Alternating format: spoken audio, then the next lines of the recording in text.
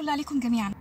انا واحده من الناس شلت الاكونت بتاع الفيسبوك تماما، ما بقاش عندي شغف حتى ان انا ادخل على اي سوشيال ميديا، اللهم بس اليوتيوب علشان انا يعني بعمل منها الفيديوهات، لكن فيما عدا ذلك انا ما عنديش اي اكونتات على السوشيال ميديا لسبب بسيط جدا، ان انت قدام حاجه من اتنين، يا اما ان انت بتعرض حياتك الشخصيه او انجازاتك وبتتوكس، لان في ناس كتير سبحان الله والله ما فيش مره الواحد يعرض اي حاجه كويسه بيعمل الا لما يتوكس، يا اما ان انت قاعد موكوس وبتبص على الناس اللي حواليك وهم بيفرحوا وبيتبسطوا فبتبقى حزين على نفسك.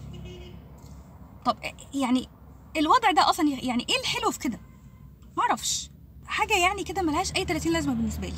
لكن عموما خلاص تمام، دي التكنولوجيا واحنا لازم نواكب التكنولوجيا ولازم يبقى عندنا اكونتات على مختلف السوشيال ميديا، اوكي على راسي، بس بلاش تظهروا فرحتكم، بلاش تظهر انجازاتك الشخصيه، بلاش الناس كلها تعرف تفاصيل حياتك. ده مش صح يا جماعه، ده مش صح. وكل مره تحصل مشكله، تحصل كارثه ونقعد نقول لا وده غلط وبتاع، وبرده مفيش ما تاخدهاش من منطلق ان انت خايف الناس تحسدك، خدها من منطلق ان انت بتراعي مشاعر اللي حواليك. لان خلي بالك في حاجه مهمه، اكونت الفيسبوك او التيك توك او الانستا او وات ايفر، اي اكونت على السوشيال ميديا، الاكونت ده انت في ناس كتير قوي قوي بتعرفهم. يعني انت ممكن مثلا يكون على الفيسبوك، ناخد مثلا ان الفيسبوك انت الفولورز او اصحابك اللي على الفيسبوك ممكن يكونوا 5000 صح؟ هو بيسمح ل 5000 صديق. ال 5000 دول انت حرفيا ما تعرفش منهم معرفه شخصيه غير اكتر من 100 او 200 بالكتير قوي، ويمكن اقل كمان، والباقيين كلهم ممكن تكون معرفه فيسبوكيه، فدول لا يعرفوك ولا شافوك ولا اتعاملوا معاك ولا يعرفوا رحله حياتك ولا يعرفوا معاناتك شكلها عامل ازاي. فلما انت بتعرض انجازاتك هو ما يعرفش اصلا انه مثلا الانجاز ده حصل بعد وقعه كبيره او بعد مشكله او بعد ابتلاء، فهو لما يشوف ان انت طول الوقت بتعمل انجازات وهو في الاخر ما بيتحركش، هو بيتضايق على نفسه. طب ليه نضايق الناس على نفسها يا جماعه؟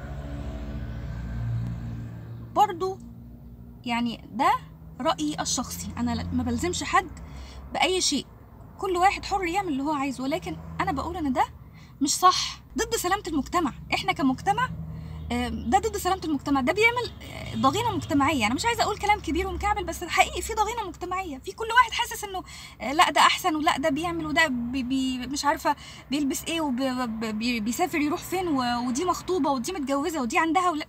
مش صح، ده مش صح. طالما ان احنا حياتنا بقت مفتوحة على السوشيال ميديا بالطريقه دي، يبقى لازم الانسان يبقى حذر عشان النعمه تدوم، وعلشان ربنا يبارك، وعلشان ما نجرحش مشاعر الناس. حرصوا من انكم تعرضوا انجازاتكم الشخصيه على السوشيال ميديا علشانكم انتوا وعلشان الناس، علشان سلامتكم انتوا وعلشان سلامه اللي حواليك، وعلشان ما تجرحش حد بالنعمه اللي عندك.